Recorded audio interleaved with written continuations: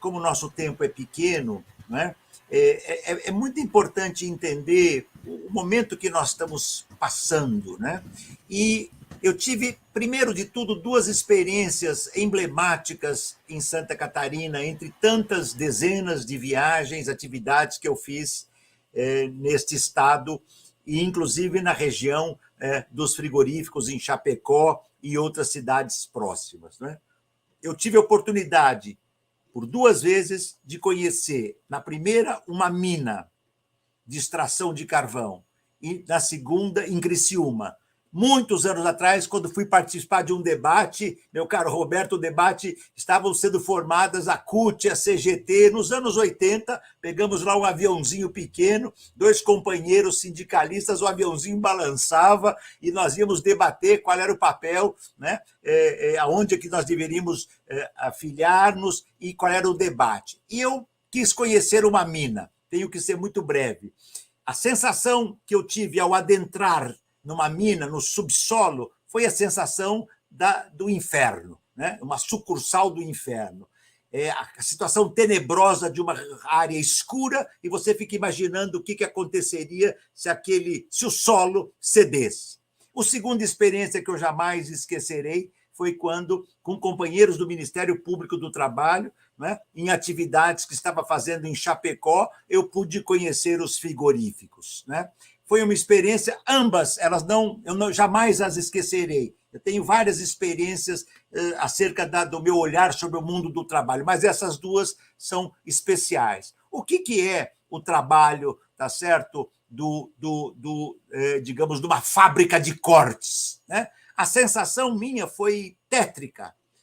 Primeiro passo, ver os suínos entrando enfileirados, um a um, empurrados, tá certo? De um jeito em que, num dado momento, ele sofreu o seu golpe letal. Né? Todos caminhando, esses animais, numa esteira rolante que não lhes dava a chance da fuga até o golpe fatal. Eu fiquei imaginando, e nem bem saí desse primeiro choque de ver, né, digamos assim, a extinção do bicho, mas o seu apavorante processo de corte. Né? E isto mostrou como esta indústria, né, ela é tão bruta em relação ao animal como também em relação ao trabalho. É uma sucessão de trabalhos pesados, duros, com cortes, com levantar os animais, a rapidez, quando, por exemplo, se tratava de olhar o corte dos frangos, né? Me marcou muito a rapidez, a lepidez. Quer dizer, o trabalhador ou a trabalhadora, sempre pensando na divisão sociossexual, étnica, inclusive racial do trabalho, eles têm que cortar aquele frango com uma agilidade. O resultado disso, ao final de meses de trabalho, né, é um adoecimento corpóreo em temperaturas. Eu morri de frio na uma hora e meia que lá estive, entendeu? Falei, como é que as pessoas podem passar semanas, anos trabalhando numa indústria desse tipo? É por isso que, quando veio a pandemia, né, esse setor, né, da indústria de cortes estava entre, né, da agroindústria do corte, estava entre aqueles onde a contaminação e a letalidade se amplificavam. E isto me fez lembrar, junto com o sistema de metas, junto com o sofrimento, tá certo? O inferno que é o mundo do trabalho. E isto se adiciona, e esse é o segundo comentário breve que farei, tá certo? A isso se soma, né, a situação pandêmica e pós-pandêmica, porque nós sabemos que não foi a pandemia que causou esse flagelo do trabalho. Né? A pandemia desnudou e exasperou. A partir da pandemia, os capitais, as grandes corporações começaram a fazer o que eu chamo de experimentações do trabalho, de modo a depauperar, dilapidar,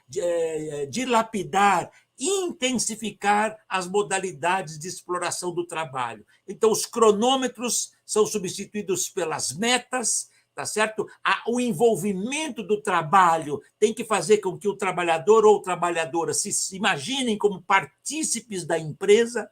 a utilização de trabalhos imigrantes, por exemplo, nesse setor. O imigrante ou a imigrante, a primeira necessidade dele é conseguir trabalho. Ele não vai discutir as condições de trabalho, se tem legislação, se tem direito, se não tem, quando que recebe, quando não recebe, se tem fim de semana, se não tem. E nós vimos, né, há meses atrás, o incidente violento de um trabalhador haitiano que foi, digamos assim, duramente atingido porque foi acusado de estar faltando no trabalho. É mais fácil, digamos assim, para os capitais trabalharem com aquele trabalhador ou aquela trabalhadora que estão fora do seu país, não sabe o que são os direitos do trabalho, e isso é o horror. E o problema, e é isso que eu quero dizer aqui, tá certo? Né? Aos meus companheiros, eu acho que mencionei a todos que fizeram a abertura e os que estão nos vendo, é que nós estamos num momento fundamental da história humana do trabalho. Né? Não é possível que, sob o mundo tecnocientífico, digital, informacional, os capitais nos exijam a praticar formas de trabalho antigas, de trabalhar 12, 14, 16, 18 horas, como do trabalho uberizado, de trabalhar cada vez mais na informalidade, de estar cada vez mais à margem da legislação protetora do trabalho.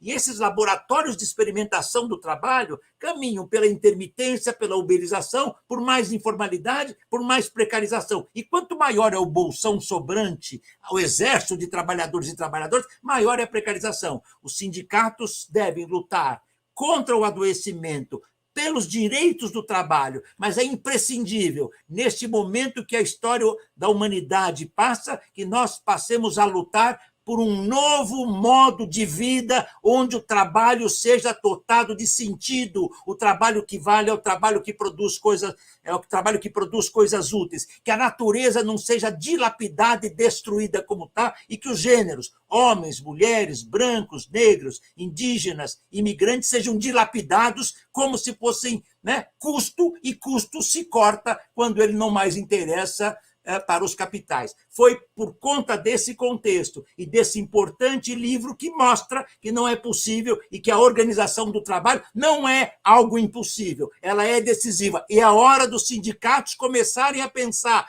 que mundo nós queremos, porque neste os nossos filhos e os nossos netos não terão futuro. E esse é digamos, é o meu chamamento, de modo que a gente possa avançar, né, e não entender como inevitáveis essa tragédia que assola e dilapida o mundo do trabalho. Eu me somo a vocês, agradeço a gentileza do convite e vida longa ao grupo de pesquisa do Gerardo, do Roberto, dos companheiros e companheiras que aí participam desse projeto, e deixo o meu abraço.